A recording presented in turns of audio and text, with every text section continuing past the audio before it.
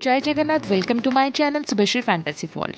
आज आम मैंने वीकेंड रे लोनाब्ला बाहरी जाइलु। मुंबई रु लोनाब्ला जाटा समस्त वीकेंड रो कॉमन प्लान होता है।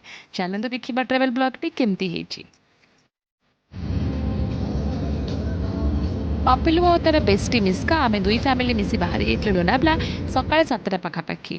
वीकेंड रे लोनाब्ला बहुत ट्राफिक थाए। जदि आप बाय रोड जावाक चाहते जल्दी जीवे ताकि आप व्यू भी एंजॉय करेंगे।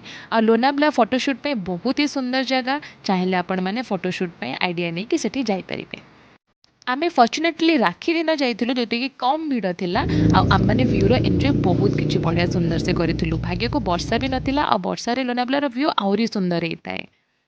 इनकेस ट्रेन ट्रावेल कर लोनाब्ला स्टेशन जी से बाइक आउ कार सब रेंट भी नहीं पारे।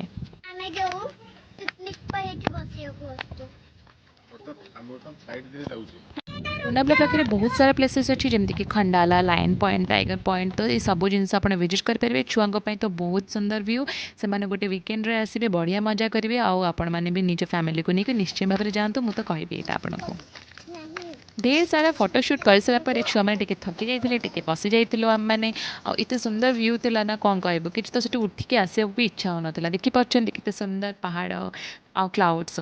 तो जी भी नेचर लवर होते ना से मैंने श्योर लोनाब्ला को बहुत पसंद करेंगे। आ ममा पापा यहाँ फर्स्ट विजिट था लोनाब्ला आने बहुत एंजॉय कर। टाइगर पॉइंट और लाइन पॉइंट पाखे ब्रेकफास्ट भी बहुत सारा सुंदर खाଇବା फूड स्टॉल अच्छी। आपण मैंने चाहिए से विजिट करेंगे। चा और मैगी तो मोस्ट कॉम्बिनेशन बहुत बढ़िया। आ तार कॉर्न पकोड़ा भी बहुत भल लगे सेठाकार। तो निश्चय जी लोनाब्ला आ विजिट करके देखूँ कि आमती मत लगे कमेंट मत निश्चय भाव जनातु।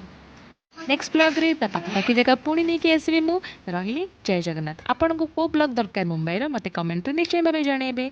बाय।